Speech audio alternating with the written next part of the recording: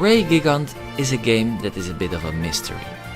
You know, it was when I was looking for reviews of this game and couldn't find any proper ones that I decided to set up this YouTube channel.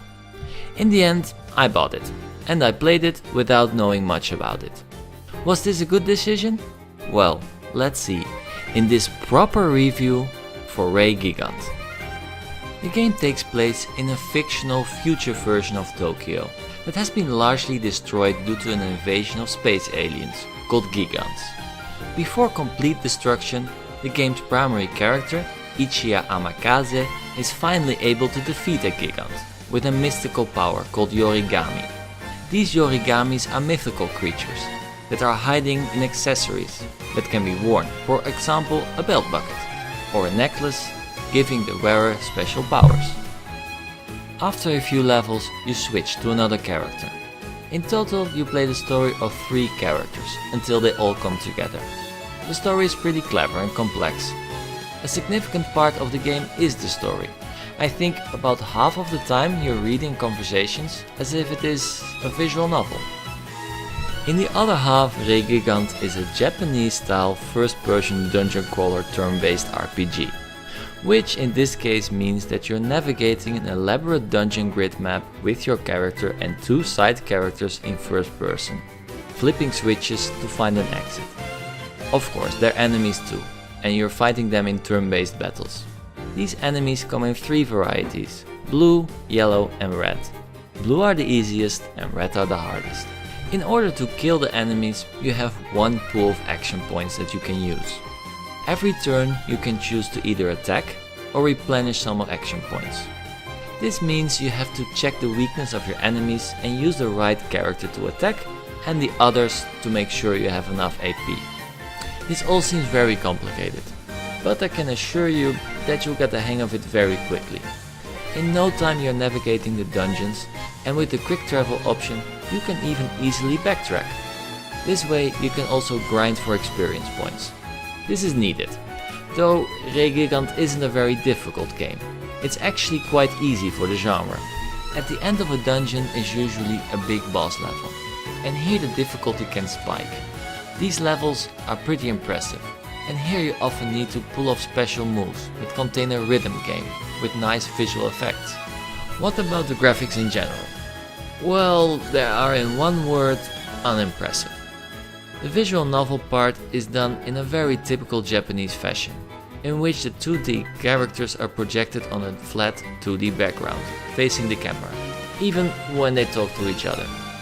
There are animations, but they're done very subtle. Sometimes you can make choices, but the emphasis is clearly on the dialogues, not the graphics. In the dungeons there are 3D graphics. You're navigating through a 3D environment. I can't say that they are very pretty though, it's very blocky and rough. When you get into a fight, the graphics go back to the 2D sprites again. These enemy sprites are drawn very nicely, but they are a bit samey. All in all, it's not an ugly game. It's all done by the book, but there isn't anything special or pretty. So yes, unimpressive. And it's the same story in the sound department. The game is voiced solely in Japanese, so it is hard for me to judge if the voice acting is any good. I can say though that the sound effects are fine, there's nothing wrong there. The music is pretty good, but it didn't leave any lasting impression. All in all, you can say that the presentation of Ray Gigant is exactly that. It's fine, but nothing special. This is the first time I played a Japanese first-person dungeon crawling RPG. I probably will play many more, since there are many games like this on the PSvita. All of these games have the same base, but all have a twist.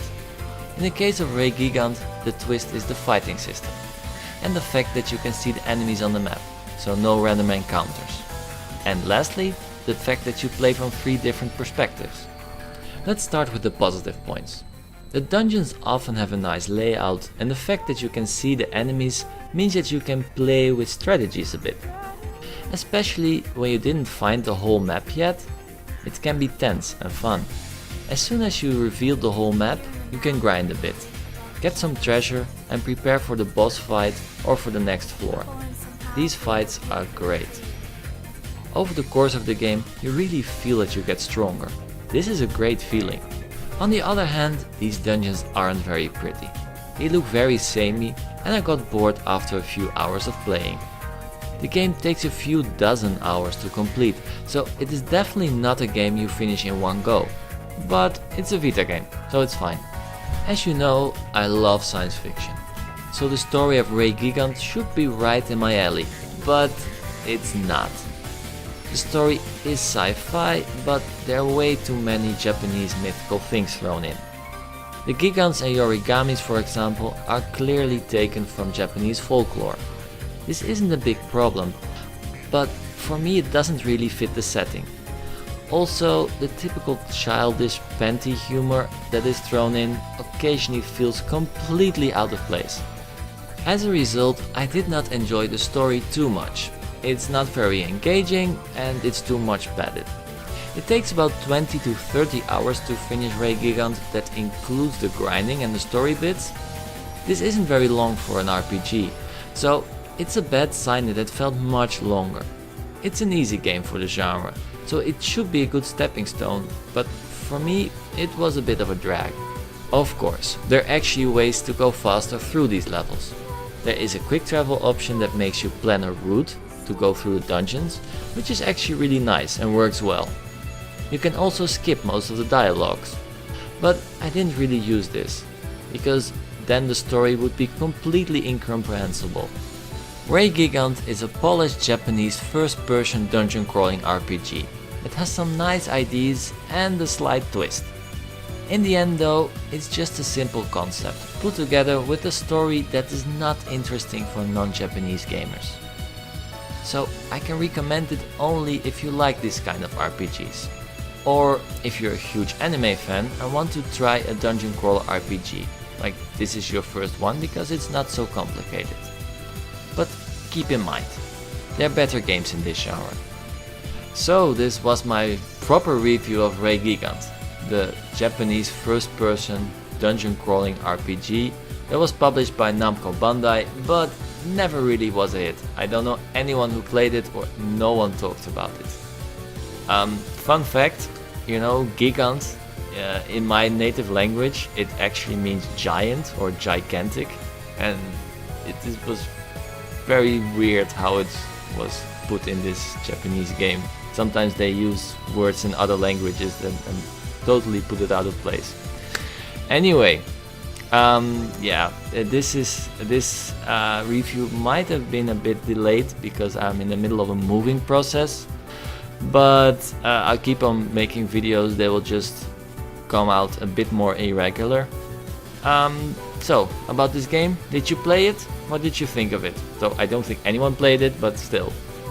Are you going to play it? Let me know. And if you like this video, maybe let me know and maybe subscribe. And yeah, that's it. Have a nice day. Bye bye.